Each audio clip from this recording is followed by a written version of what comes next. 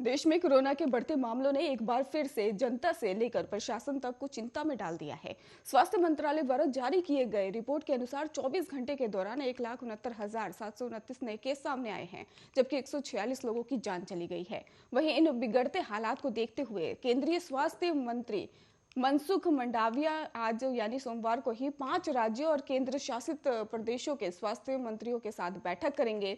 मिली जानकारी के अनुसार इस बैठक में कोरोना से संबंधित प्रोटोकॉल का पालन करने और अस्पतालों में ऑक्सीजन की पर्याप्त व्यवस्था और अस्थायी अस्पतालों की व्यवस्था करने का दिशा निर्देश जारी कर सकते हैं। आज दिन राज्य के ही मंडाविया बैठक करेंगे। वहां पर भी आपको बता दें कि उनके नाम हैं राजस्थान, महाराष्ट्र, गोवा, गुजरात, मध्य प्रदेश और केंद्र शासित प्रदेश है दादर नगर हवेली और दमन और दीव।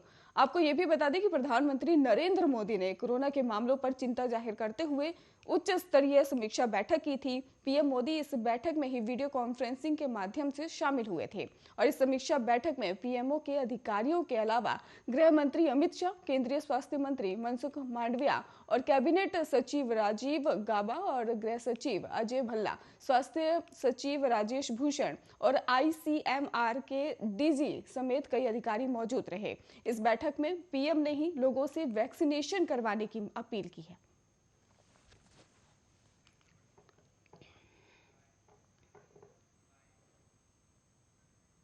चलिए रुक करते हैं दूसरी खबर की ओर, जहां पर राष्ट्रीय राजधानी दिल्ली में जनवरी महीने में कोरोना संक्रमण की रफ्तार बेकाबू हो गई है।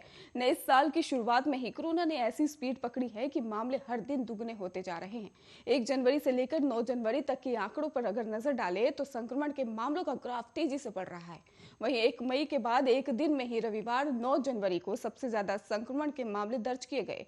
दरअसल 9 जनवरी को दिल्ली में ही संक्रमण के 22,751 नए मामले सामने आए और वहीं इस दौरान कोरोना के 17 लोगों की जान चली गई और इन सबके बीच ही दिल्ली में नए वेरिएंट ओमिक्रॉन के बढ़ते मामलों ने भी डरा दिया है। दिल्ली में कोरोना के भयानक रफ्तार के बीच ही केजरीवाल सरकार ने संक्रमण के प्रसार को रोकने के लिए कई पाबंदियां भी लगा रखी हैं। इनमें नाइट कर्फ्यू से लेकर वीकेंड लॉकडाउन और अन्य प्रतिबंध भी शामिल बताए जा रहे हैं और वहीं दिल्ली सरकार ने पूर्ण लॉकडाउन लगाने से अभी फिलहाल इंकार कर दिया है। आपको बता दें कि रविवार को मुख्यमंत्री अरविंद केजरीवाल ने प्रेस कॉन्फ्रेंस के दौरान कहा कि दिल्ली में अभी पूर्ण लॉकडाउन का कोई इरादा नहीं है। वहीं आज दिल्ली आपदा प्रबंधन प्राधिकरण की बैठक है, जिसमें कोरोना के मौजूदा हालात को लेकर नए नियमों और आगे की रणनीति पर फैसला किया जाएगा।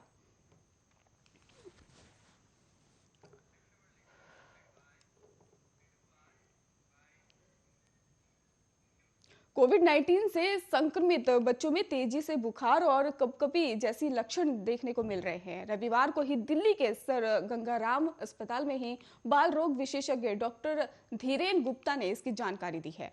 उन्होंने ये भी बताया है कि डेल्टा वेरिएंट के विपरीत ओमिक्रॉन मरीजों में स्वाद और गंध का खोना आम नहीं है। कोविड-19 संक्रमित बच्चों का इलाज कर रहे डॉक्टर गुप्ता ने कहा कि 11 से 17 साल के बीच के बच्चों को किशोर जो कोरोना वायरस से संक्रमित है उनमें तेज बुखार और कपकपी के लक्षण दिख रहे हैं। 2 साल से ही कम उम्र के बच्चों में भी ये लक्षण दिख रहे हैं। उनमें से कुछ अस्पताल में भर्ती करा दिया गया है और इसके साथ ही उन्होंने ये भी जानकारी सामने रखी है कि मैंने कोविड-19 से संक्रमित लगभग 9 शिशुओं का इलाज किया है और इनमें से एक को वेंटिलेशन सपोर्ट की जरूरत थी और दूसरे मरीजों की तरह ही हाई फीवर के कारण ही शिशुओं को अस्पताल में भर्ती होने की जरूरत होती है।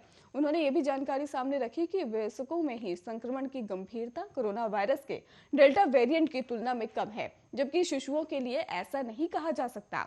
डॉक्टर गुप्ता ने कहा कि मेरे अनुभव के अनुसार 2 साल से कम उम्र के बच्चों को जो हाई रिस्क ग्रुप में होते हैं उनमें संक्रमण की गंभीरता लगभग डेल्टा वेरिएंट के समान है।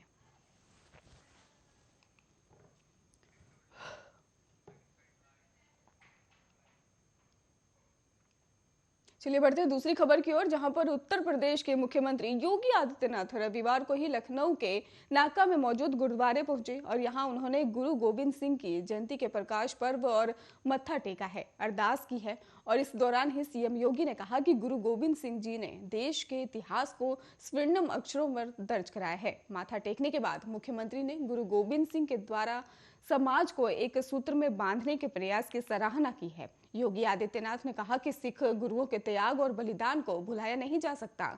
सिख गुरु हम सबके प्रेरणा स्रोत हैं।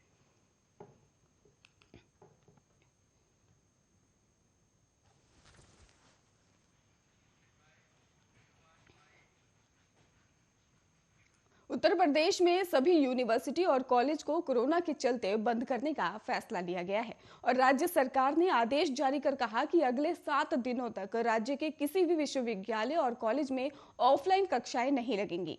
हालांकि 10 जनवरी से ऑनलाइन कक्षाएं चलाई जाएंगी और इससे छात्रों की पढ़ाई बंद ना हो। वहीं सरकार द्वारा जारी नियमों में यह भी बताया गया है कि सभी शिक्षण संस्थान निर्धारित समय के अनुसार परीक्षा आयोजित कर सकते हैं। 8 जनवरी 2022 की शाम को ही सरकार ने 16 जनवरी तक सभी विश्वविद्यालय, डिग्री कॉलेज और उच्च शिक्षा संस्थान बंद कर दिए हैं और अब इन संस्थानों में ही छात्रों को ऑनलाइन पढ़ाया जाएगा। यह आदेश सरकारी और निजी विश्वविद्यालय और उनसे संबद्ध कॉलेजों पर ही लागू होगा। इससे पहले कक्षा 10वीं और 12वीं तक के स्कूल 16 जनवरी तक बंद कर दिए गए हैं और इनकी ऑनलाइन पढ़ाई चल रही है। हालांकि 11वीं और 12वीं कक्षा के छात्र सिर्फ कोरोना टीकाकरण के लिए ही स्कूल जा सकेंगे और उच्च शिक्षा सचिव शमीम अहमद खान ने 8 जनवरी 2022 की शाम एक आदेश जारी करते हुए जानकारी दी है कि यूपी उच्च शिक्षा विभाग के अंतर्गत आने वाले सभी राज्य और निजी विश्वविद्यालय, उनसे संबद्ध कॉलेजों और अन्य उच्च शिक्षा संस्थानों को एहतियात के तौर पर 10 से 16 जनवरी 2022 तक ऑफलाइन रूप से ही बंद रखेंगे। वहीं 10 जनवरी से ऑनलाइन कक्षाएं जारी रहेंगी।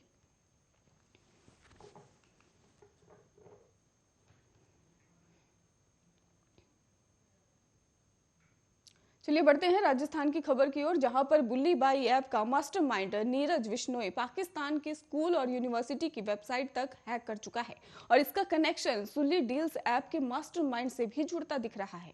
और आपको बता दें कि सुल्ली डील्स भी एक ऐसी ऐप है जिस पर महिलाओं की ऑनलाइन बोली लगाई जाती है और दिल्ली पुलिस की स्पेशल टीम की गिरफ्त में आए बुल्ली बाई ऐप बनाने वाले नीरज ने खुलासा किया है कि वो ट्विटर के जरिए सुल्ली डील्स के क्रिएटर के संपर्क में आया, लगातार उसके टच में था और इसके अलावा नीरज ऑनलाइन गेमिंग का भी शौकीन था। वो गेमिंग किरदारों से इतना प्रभावित था कि जापान के गेमिंग किरदार जीव के नाम से ही कई ट्विटर हैंडल बनाए और इन्हीं अकाउंट से वो मुंबई पुलिस को चुनौती देता था। दिल्ली पुलिस के डीसीपी केपीएल मल्होत्रा ने बताया है कि पूछताछ के दौरान नीरज ने खुलासा किया कि 15 साल की उम्र से ही उसे वेबसाइट हैक करने और सीखने की आदत थी। आरोपी इतना शातिर है कि 16 साल की उम्र में ही एक स्कूल की वेबसाइट को हैक कर दिया था और उसने अब भारत के साथ साथ पाकिस्तान के कई स्कूल, यूनिवर्सिटी और वेबसाइट को भी हैक किया है। फिलहाल पुलिस ने पुष्टि के लिए भी टेक्निकल इंफॉर्मेशन को लेकर शुरू कर दी है और लैपटॉप से पुलिस ने बुल्ली बाई ऐप की कोड स्क्रिप्ट भी बरामद कर ली है। लैपटॉप में केवल गेम और पोर्न कंटेंट ही था और इसके साथ ही एक हाई एंड गेमिंग मशीन के साथ ही गेमिंग ड्यूटी ग्राफ कार्ड भी मिला है। पूछताछ के दौरान ही नीरज ने यह भी कबूल किया है कि वो पोर्न मूवी देखता था और दिल्ली पुलिस ने अधिकारियों ने यह भी बताया है कि आरोपी नीरज जांच में ही देरी करने की कोशिश कर रहा है। 2 बार खुद को नुकसान पहुंचाने की कोशिश की और सुसाइड करने की भी धमकी दी है। उसका मेडिकल परीक्षण फिलहाल किया जा रहा है और फिलहाल जांच भी जारी है।